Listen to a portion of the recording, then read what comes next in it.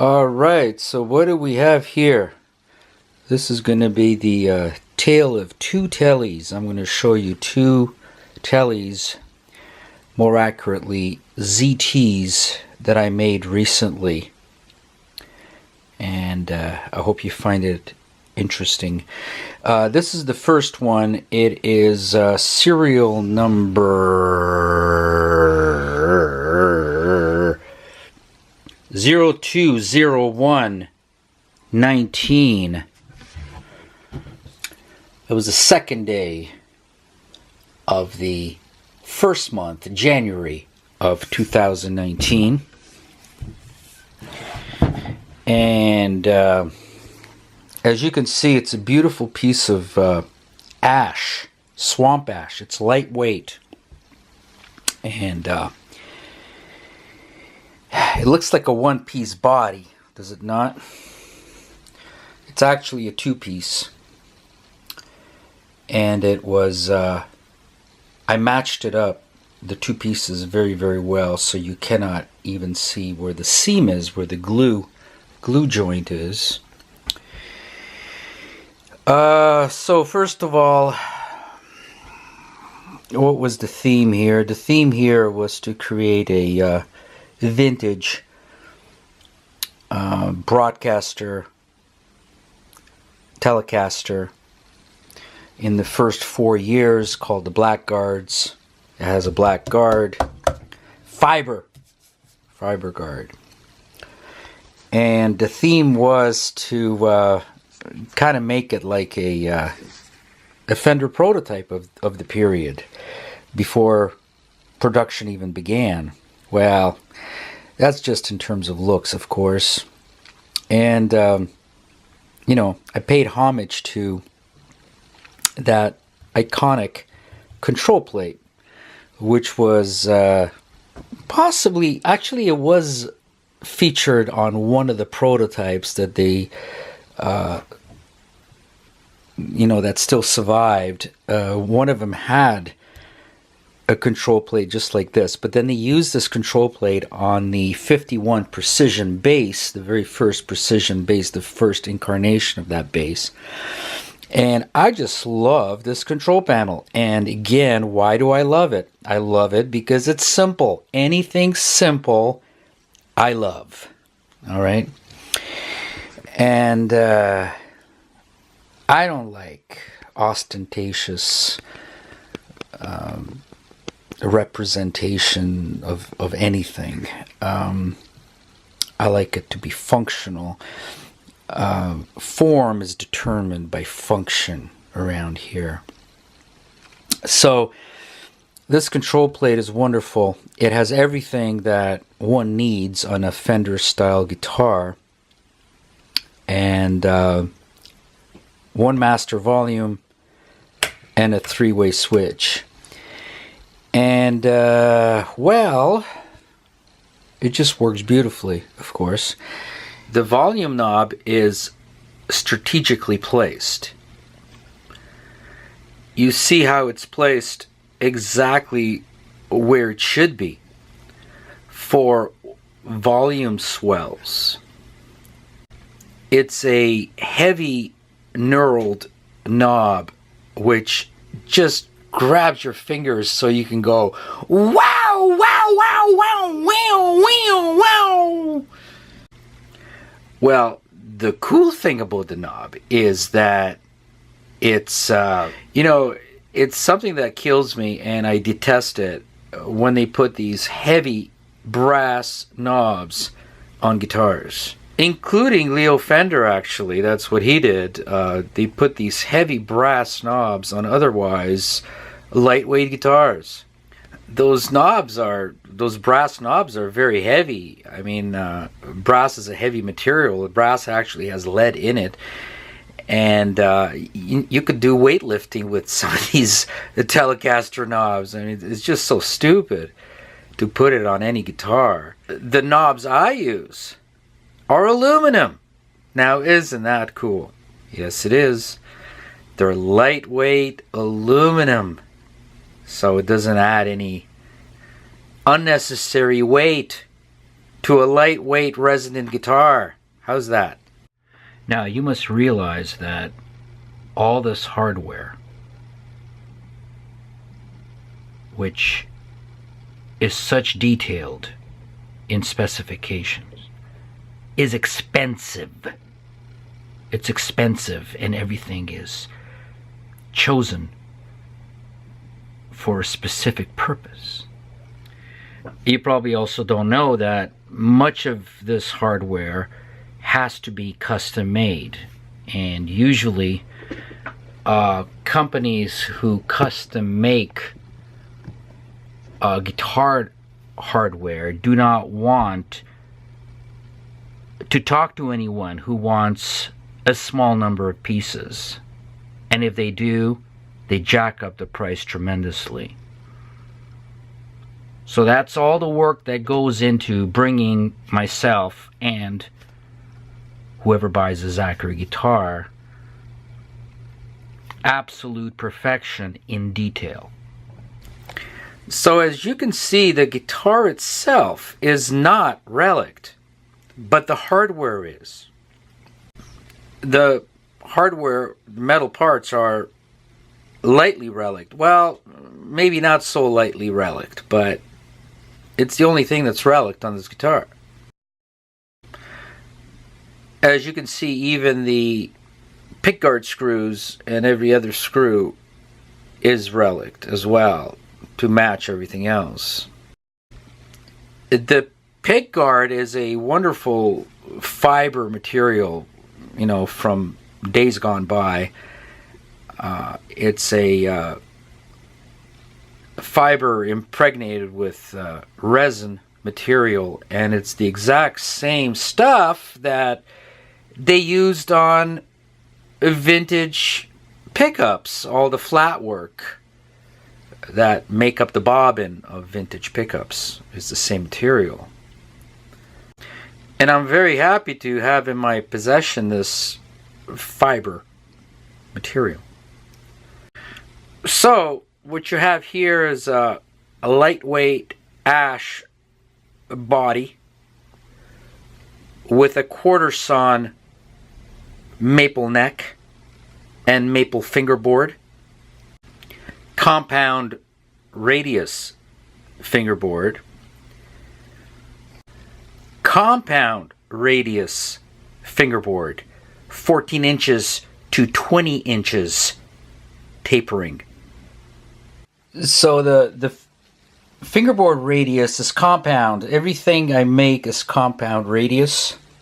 Just the way the process I use to radius the fingerboards, it always comes out as compound radius. So this is 14 up here and 20 down here. So obviously this has got nothing in common with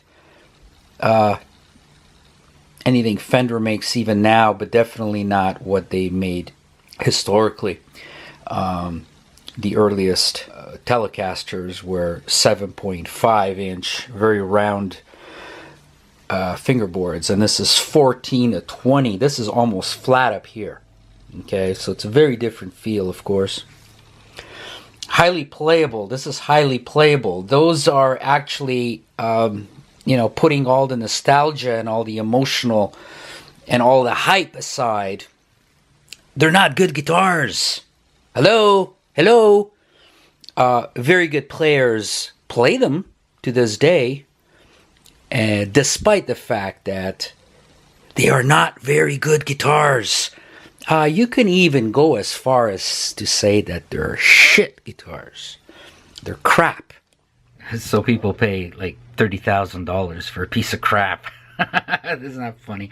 Well, they were cheap ass guitars. They were like meant for like the normie, you know, the average guy on a farm, you know. There were throwaways. There was nothing magical about them. But you know what was magical, that seems magical these days, ironically enough, and sadly, as with many other things, they were handmade.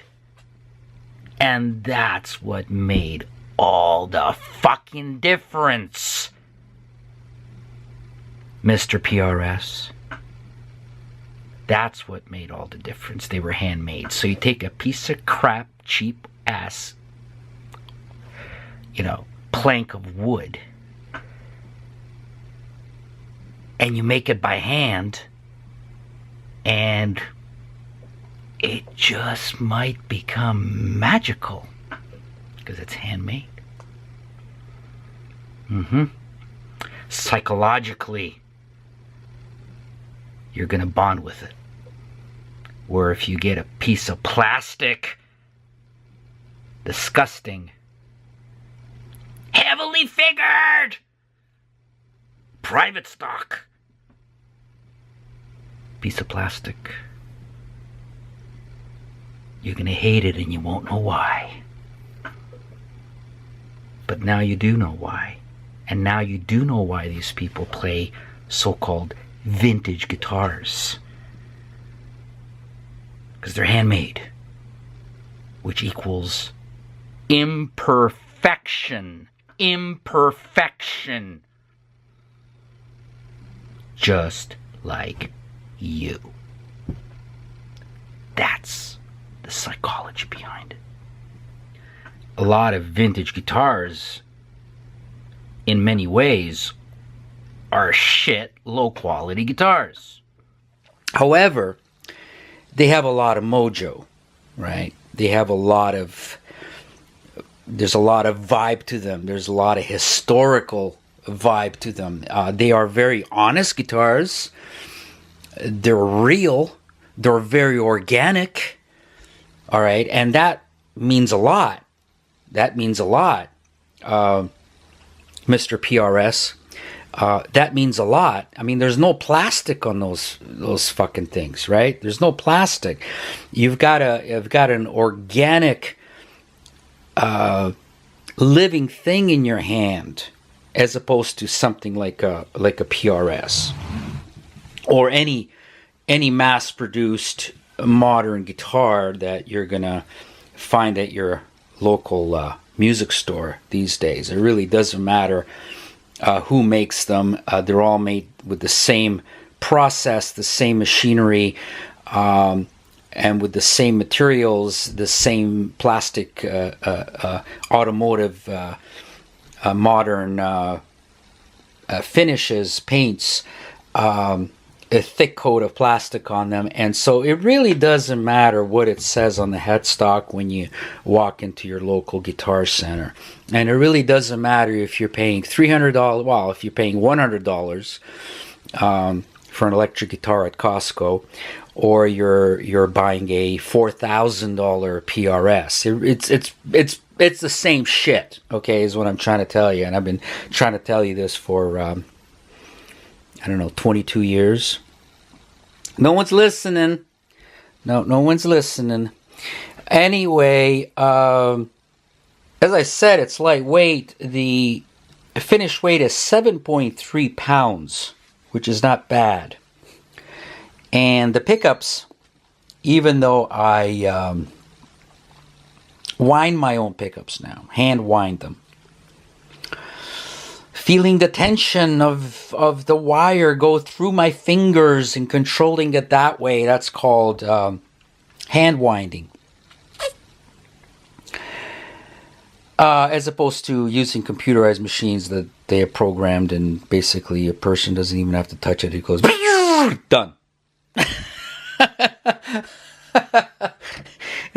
But anyway, the pickups are Fender Texas Special overwound Telecaster pickup at 10K ohms.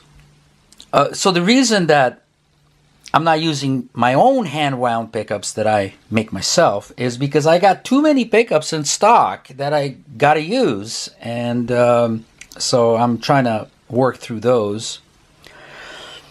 But I love to use my own pickups.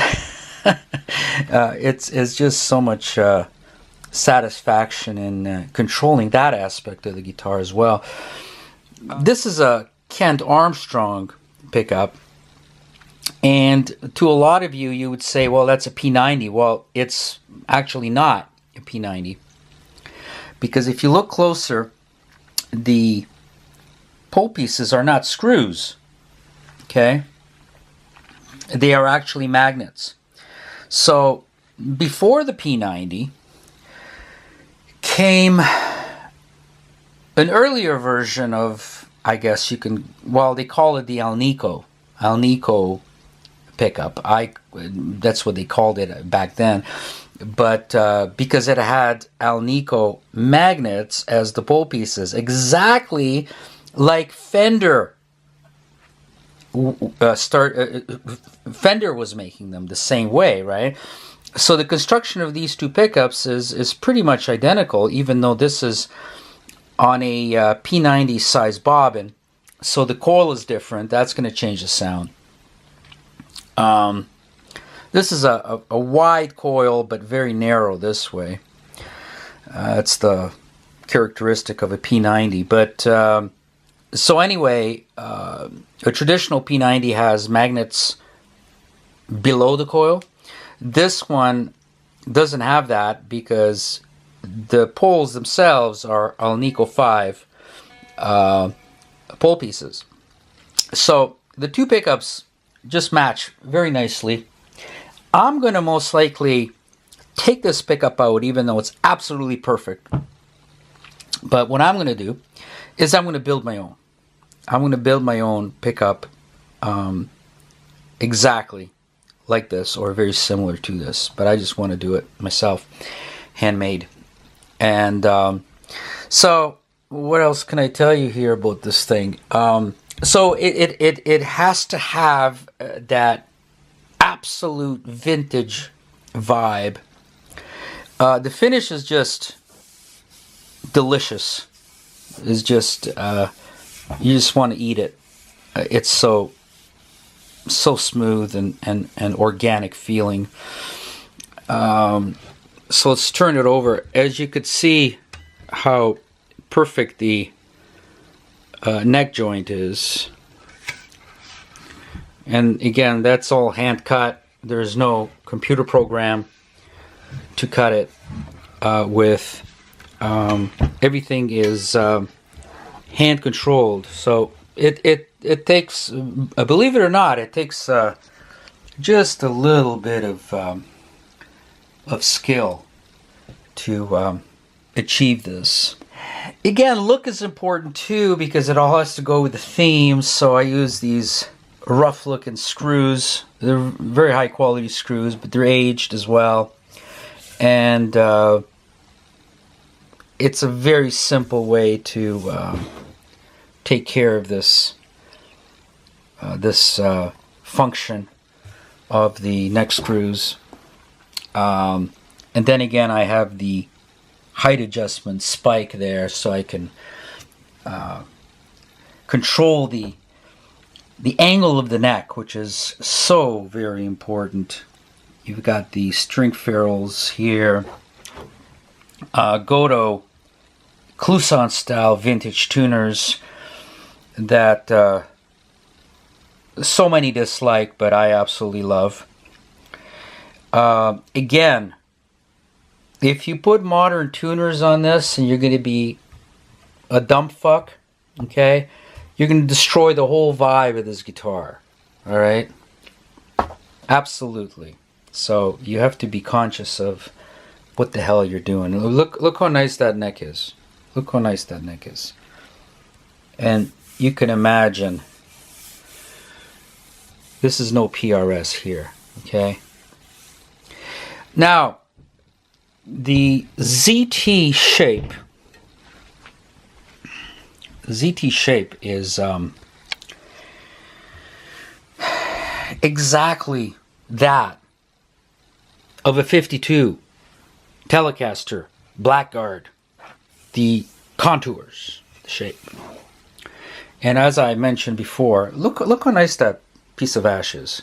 And look how it's slightly stained to have that aged look to it as well.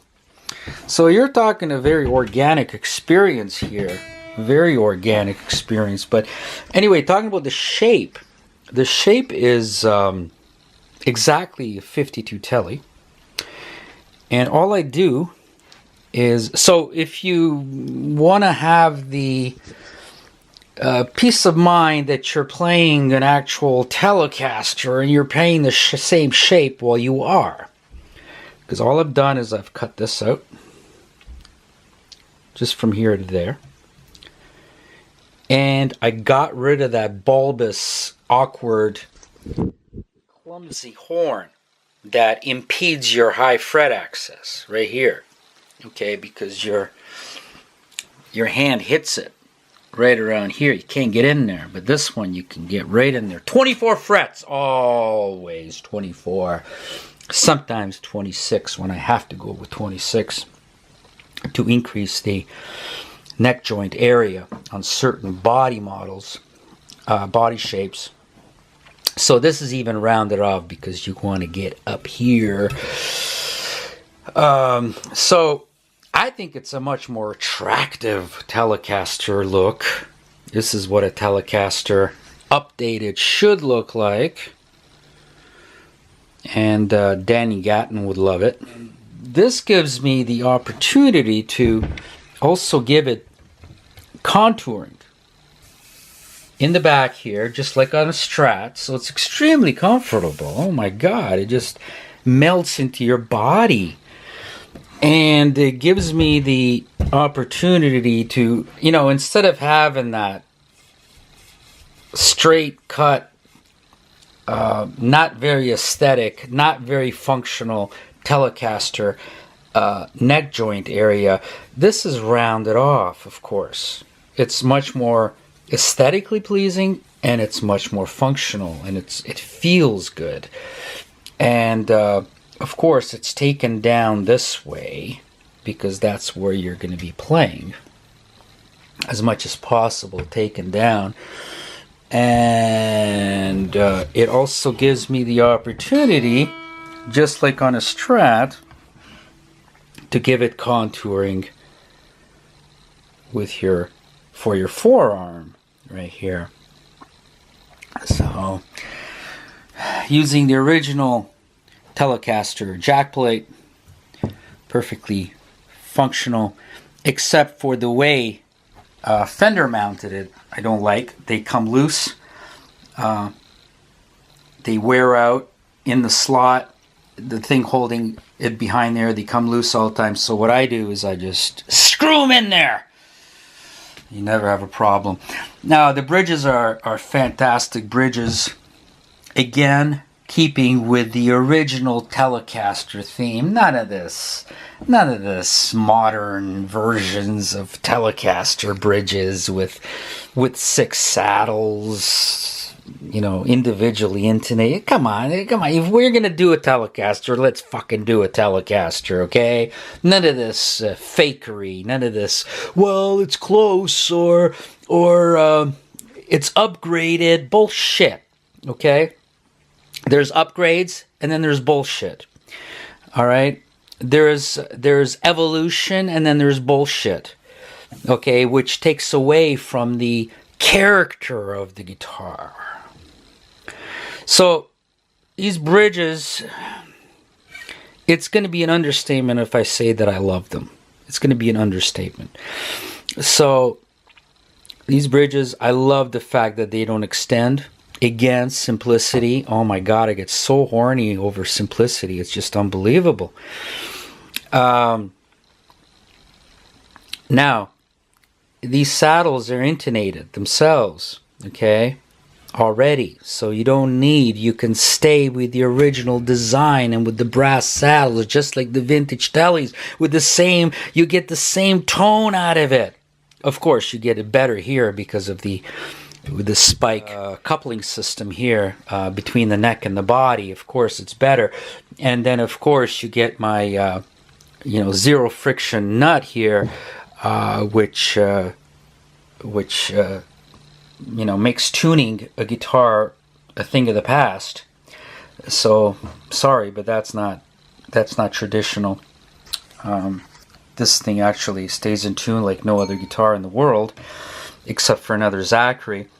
Now, talking about the frets here for a second, let's see, what did I do on this? Did I do 2 size frets? Yes, I did 2 size frets. Okay, so what you got is you got really high, really wide, jumbo frets up to number 16.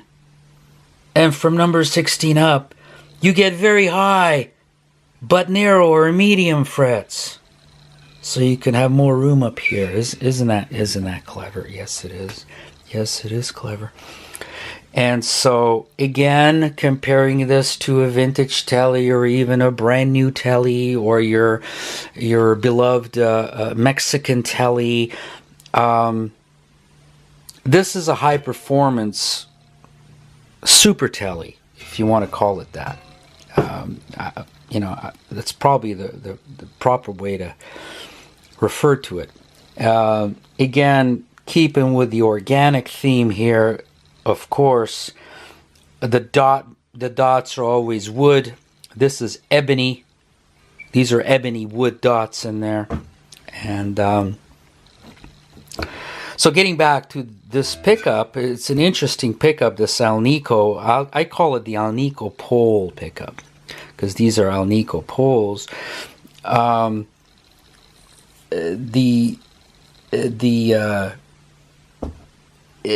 Now, a version of this pickup, you may recall, those of you who know a little bit about guitars,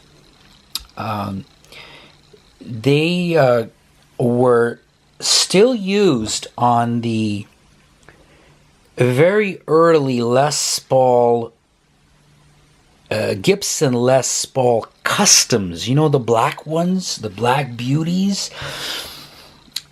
But the magnets were rectangular, okay?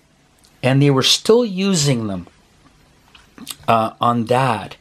And they had a quite elaborate, they had a screw for each magnet, which you could control the height of them to give it a string volume balance, because see, you're actually running into a complication with guitar strings in terms of magnetic balance, because the only thing that's magnetic on a string is the core, which is steel core. The winding is nickel. It's not magnetic usually.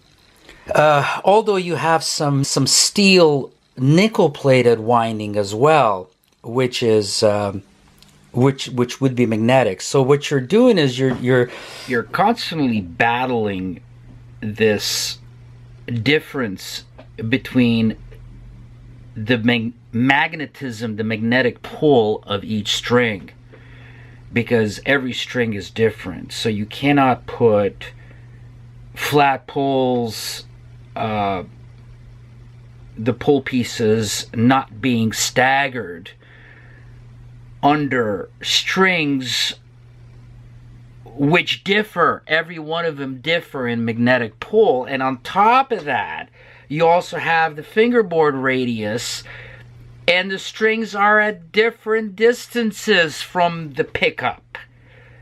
So you've got a serious problem in terms of volume balance.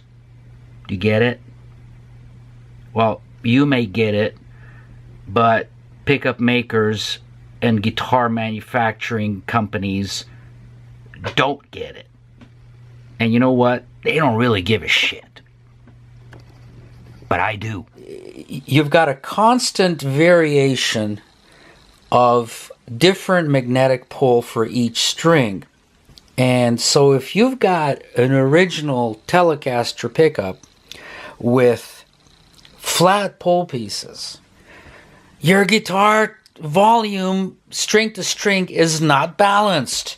Now, you not being exacting the way I am, you can sleep well at night, and good for you. You know, you're a happy person, but I can't. It just bugs the shit out of me. So that's why, now, if you take a look at this closely, this Fender Texas Special pickup here, you see the extreme stagger in the pole pieces. That's not how the Fender pickup comes, or any other pickup. It doesn't have the correct stagger, especially for modern strings. Well, that's not really there. It's staggered a little bit, but not enough.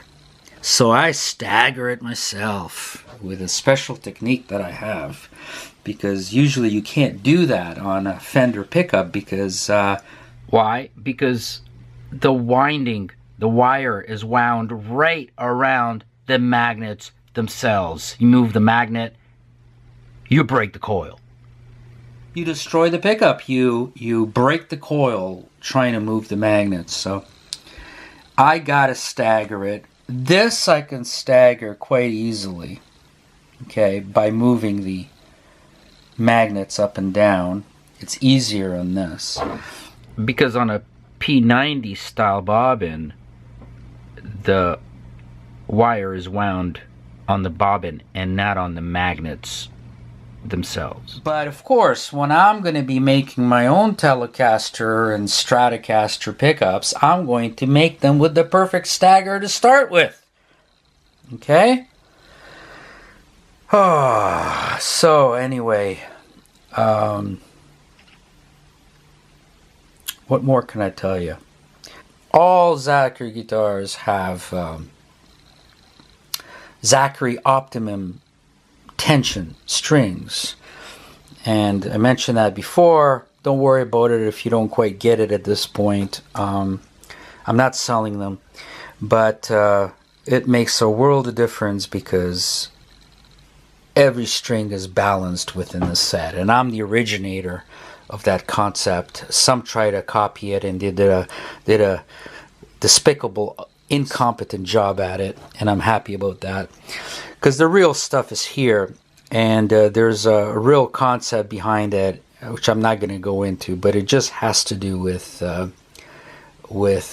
optimizing the tension between the strings as the volume, which has got to be the same for every string. The tension, as it feels to the player, has to be even. Now, we're not talking about even tension. It goes beyond that. But anyway, I'll just leave it at that. Those who own Zachary guitars are enjoying Zachary optimized tension strings. One thing I didn't mention is the scale length on this ZT is 25.5 inches, which is exactly as the Fender, the original Fender Telecaster scale length. Going back to the Pickguard, now this is a new Pickguard shape for me, and again, if you know just a little tiny bit about guitars, which maybe 2 or 3 people watching this are going to know, this is also shaped as the Pickguard found on the prototype Telecaster broadcaster, Esquire, whatever you want to call it. This is the Pickguard shape with this rounded, this totally comes out as a round circle here, more or less. Okay? That's the way the prototypes were. So I made my own version of that. And as you could see, not being equipped with computerized machinery and either a Mexican or an Asian very skilled workforce, I don't have those luxuries. It's just these hands here. I gotta do everything by hand, so everything was done by hand, and of course I made a template for this so I can reproduce it. But the control plate, as with the prototypes and the 51 Precision bass, which is even though these are shitty guitars, man, they got a lot of attraction going for them. Yeah, I admit that. But if you get rid of all that sentimentality, and you ignore all that, you dismiss all that, you dismiss the organic nature of it, which you can't find anymore. You know, you dummies, you go into these stores, you can't find an organic guitar anymore. Do you realize that? Anyway, that's why they're buying vintage. They don't even know why they're buying vintage. They say, well, it's better. Well, why is it better? I don't know, it's better. Because you can't articulate it why it's better. I told you, they're imperfect. That's why they're better. And they're organic. That's why they're better. Okay? And so, getting back to this, I got sidetracked. I had to cut out the Pickguard perfectly to superimpose or to embed, or whatever you want to call it, the control plate into the Pickguard, just as it's found in the early bass or prototypes. Now, it's supposed to go straight, as you maybe have guessed, but I don't want it straight here. I don't want the traditional location of the control plate, because you can't reach the fucking knob. Even if you are a wonderful player, even if you are, I don't know, a lot of the Nashville dudes who are great Tele players, they can reach it, but they're fucking struggling. Why struggle, dudes? Put it in a different location and still embed it into the Pickguard. So that's what I've done. Alright, somebody wanted to hear these guitars with a completely clean sound, no effects. I've got some delay and I've got some reverb, and that's all. So I don't usually play totally clean, but what the hell, I'll do it.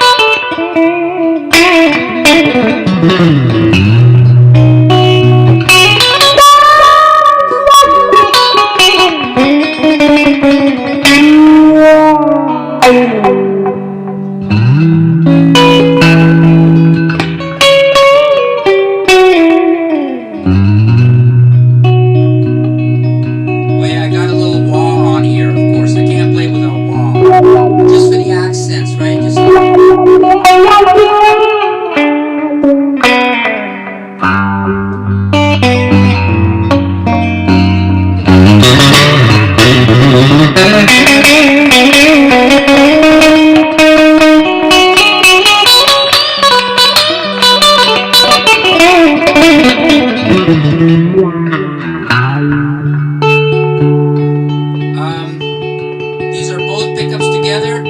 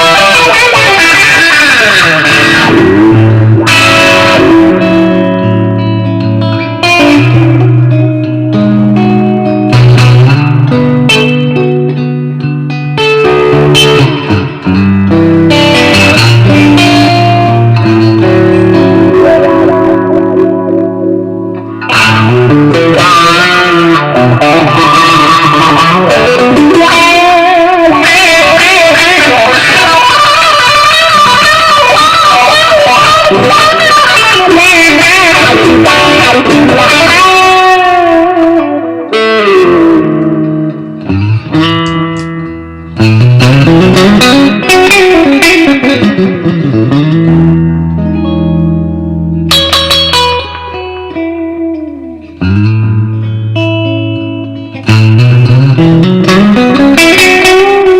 to the acoustic quality.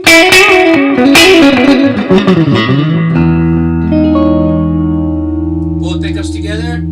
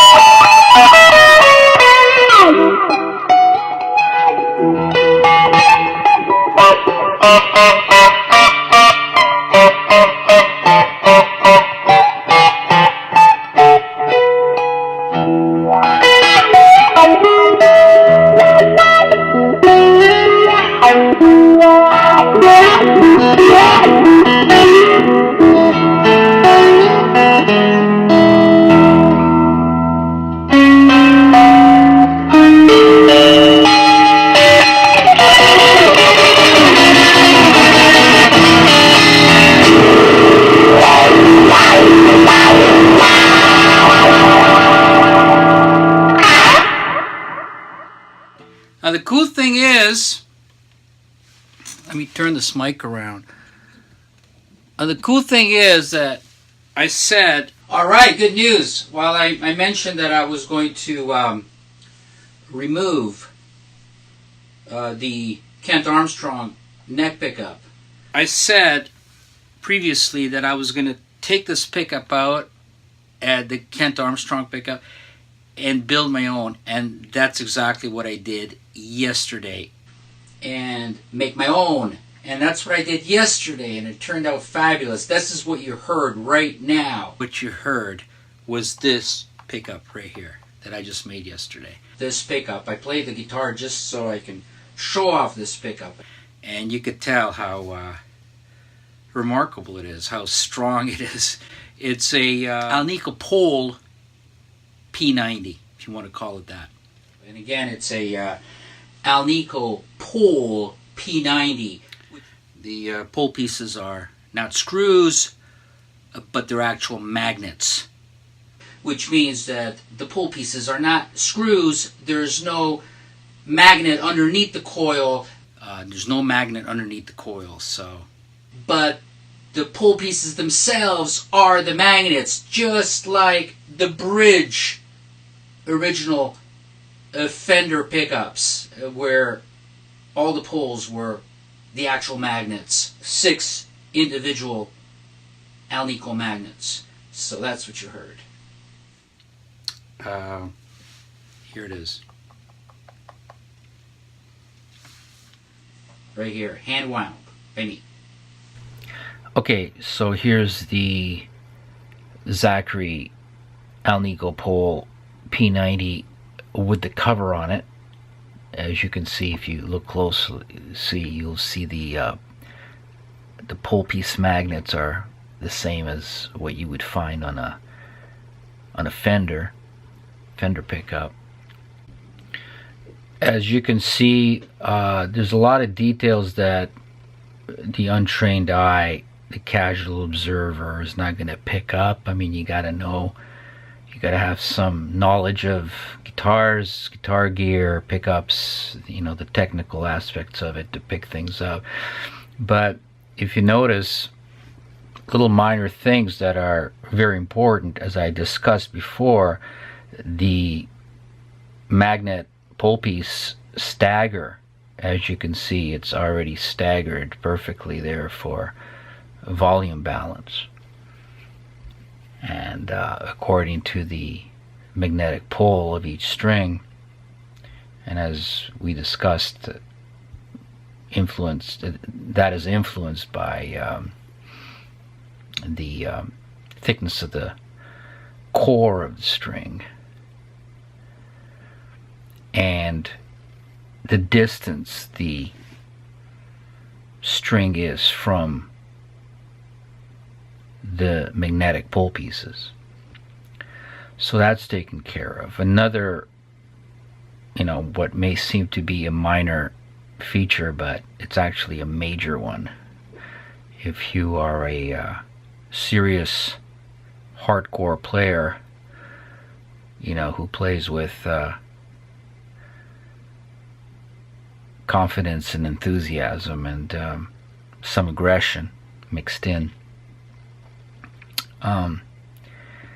You will notice that a lot of Fender and Fender type guitars have these pole pieces that have not been beveled, so they're razor sharp.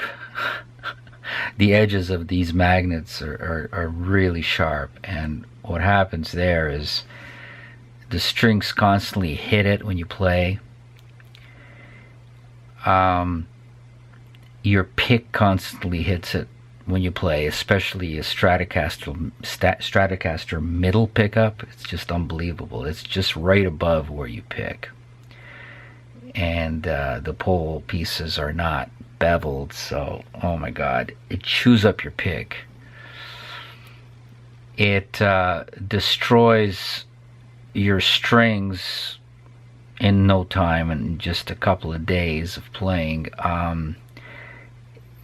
Specifically the wound strings, especially the, let's say, the D string, the thin wound string.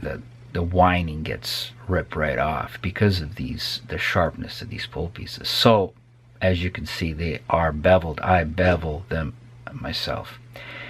So those are two little minor things that you may just totally miss. That's why I wanted to point it out to you. One thing I don't want to forget to mention is on all my pickups, when I'm building a set of pickups for any particular guitar, bridge pickup with a neck pickup, or a set of 3 pickups, one of the pickups is going to be reverse wound, reverse polarity. So in this particular case, these 2 pickups are reverse wound with reverse magnetic polarity. And what that does is it has no effect on the pickup or its tone when used individually.